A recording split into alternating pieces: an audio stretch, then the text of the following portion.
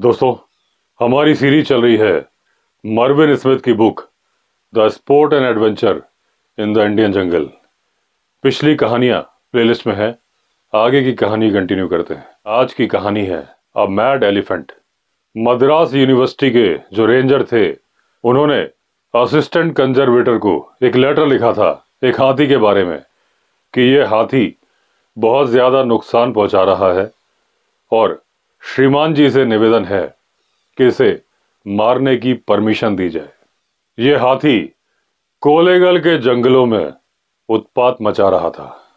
ये जंगल मैसूर राज्य की सीमा पर स्थित थे और ये हाथी अपने आप में एक अनोखा हाथी था। इसके वारदात करने के स्टाइल निराले थे। कोयम्बटूर के कलेक्टर के पास कई दिनों से शिकायतें आ रही थीं कि एक हाथियों का दल उत्पात करता है, उनके गन्ने की फसल और बाकी फसल को खा जाता है और बाकी को चौपट कर देता है। अब इतने सारे हाथियों को, यानी कि पूरे के पूरे झुंड को गोली मारना संभव नहीं था। तो यह तय किया गया कि एलिफेंट ट्रैप, यानी कि खेड़ा, गड्ढे बनाए जाएंगे, उसमें हाथियों को फंसाया जाएगा और उसके बाद उन हाथियों को सरकारी काम में लगा दिया जाएगा, ताकि जो एनर्जी वो उत्पाद करने में लगा रहे हैं वो कुछ ढंग के काम में लगे। तो कई सारे गड्ढे, कुछ जंगल में तो कुछ कावेरी नदी के आसपास बनाए गए और इंतजार किया जा रहा था हाथियों का उनमें गिरने के लिए।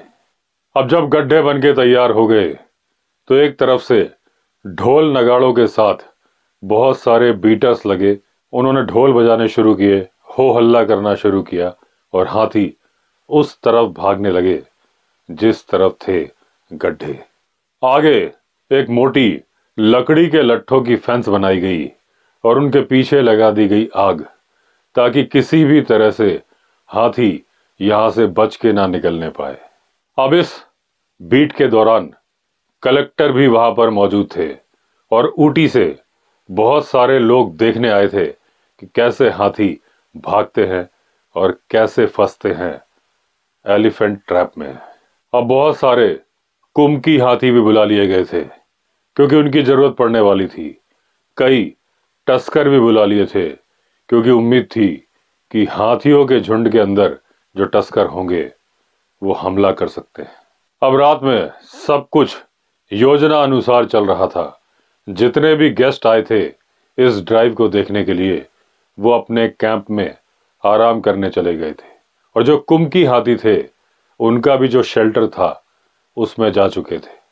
अब जो वॉचमैन थे जिनकी जिम्मेदारी थी वो लकड़ी की बाड़ की सुरक्षा करना, आग लगाकर, वो भी ऊँग रहे थे।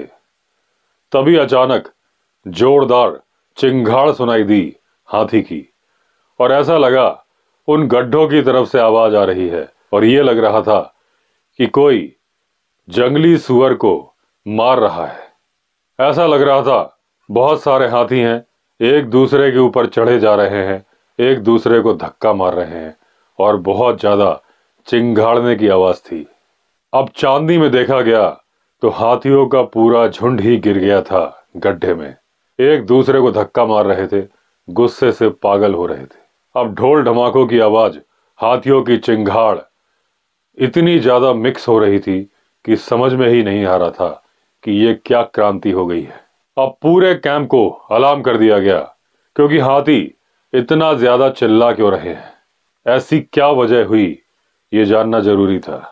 अब जो गेस्ट हाथियों की ड्राइव देखने के लिए आए थे वो पेड़ों पर चढ़ गए थे और उन गड्ढों की तरफ देख रहे थे जहां चांदनी रोशनी में उन्हें हाथी साफ नजर आ रहे थे। अब बीच बीच में थोड़ी देर के लिए हाथी चुप हो जाते थे और उसके बाद फिर चिंगाड़ने लगते थे।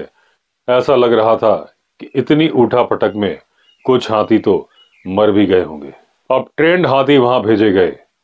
अब कोई भी ट्रेंड हाथी गड्ढे में तो उतर नहीं सकता था, लेकिन वो जो लकड़ी का बाड़ा था उसके अंदर भी घुसने के लिए तैयार नहीं था। अब देखा तो बहुत सारे हाथी गिरे पड़े हुए थे। एक पागल टस्कर अपने दांत उन हाथियों को घुसा रहा था।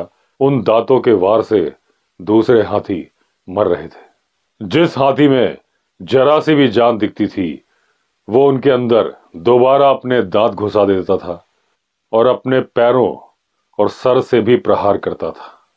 अब वो पागल हाथी मरे हुए हाथियों के शरीर को फुटबॉल बना रहा था और इस तरह से चिल्ला रहा था जैसी हाथी की चिंगाड़ कभी किसी ने सुनी नहीं थी।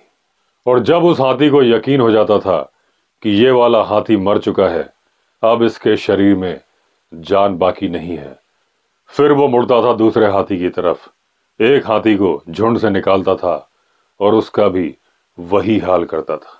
अब जो हाथी गड्ढे में नहीं थे, बाड़े से भी बाहर नहीं निकल पा रहे थे, लकड़ी की मजबूत बाड़ थी, उसके पीछे आग थी, वो यहां से वहां दौड़ रहे थे, चिल्ला रहे थे।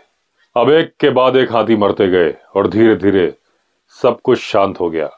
चारों तरफ मरे हुए हाथी थे और था एक पागल हाथी।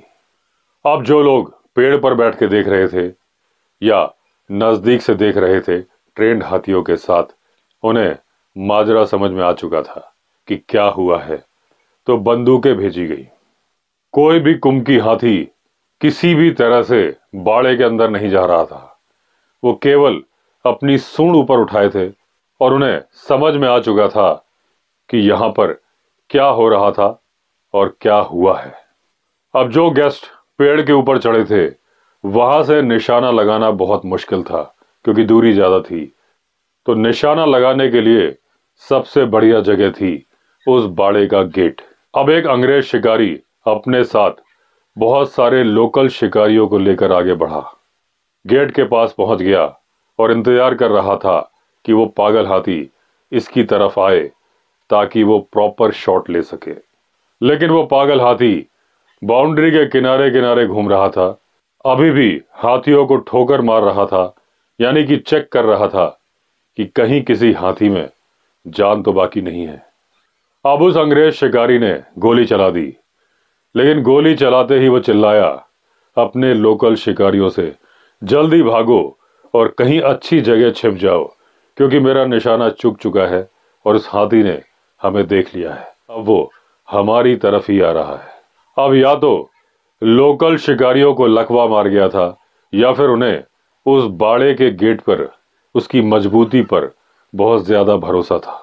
अब वो अंग्रेज शिकारी किसी तरह से वहां से बचकर निकल पाया। जब वो हाथी उस बाड़े की लकड़ी के गेट से टकराया, वो लकड़ी का गेट ऐसे बिखर गया जैसे माचिस की तीलियां बिखर जाती है। शिकारी के सफेद कपड़ों ने हाथी का ध्यान अट्रैक्ट कर लिया। हाथी ने उसे अपनी सूंड में लपेटा, अपना एक पैर उसके शरीर पर रखा और दूसरा पैर सूंड से उठा के उसको दो हिस्सों में चीर दिया। अब वो हाथी बाड़े के बाहर आ चुका था, जोरदार चिंगाड़ मारी, उसके बाद वो नीचे की तरफ भाग गया। जो कैंप के मेहमान पेड़ के ऊपर बैठ के नजारा देख रहे थे, उन्हें तो समझ में ही नहीं आया कि ये हुआ क्या। अब सुबह हुई, उस गड्ढे के पास और बाड़े के पास बड़ा ही भयावह दृश्य था।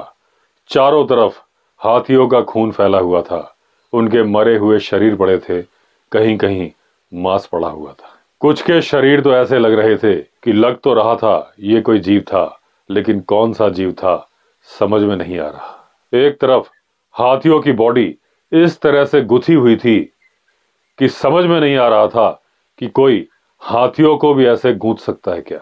लेकिन तभी उस ढेर में हलचल सी हुई और उसके अंदर दो हाथी निकलने की कोशिश कर रहे थे जो कि जिंदा बच गए थे।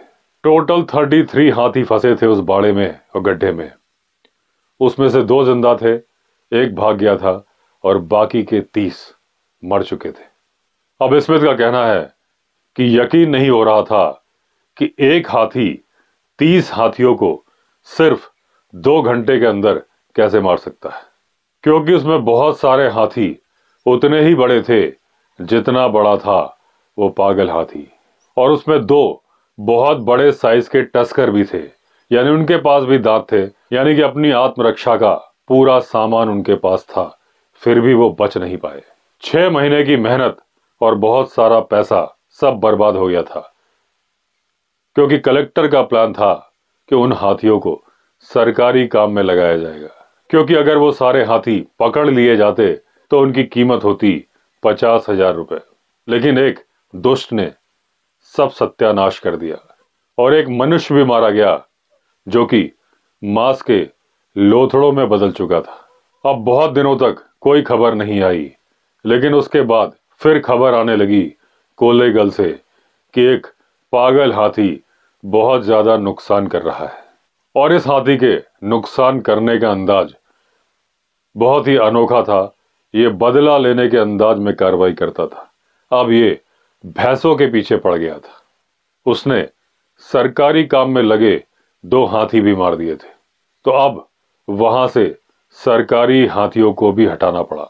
अब वो हाथी घरों के आसपास बने हुए पशुओं के बाड़े में घुस जाता था, वहां भैंसों को ढूंढता था, एक एक भैंस को चुन चुन के मारता था। लेकिन वो मारता था सिर्फ भैंसों को। उस बाड़े में जितने बैल होते थे, जितनी गाय होती थी, उन्हें वो छूता भी नहीं था।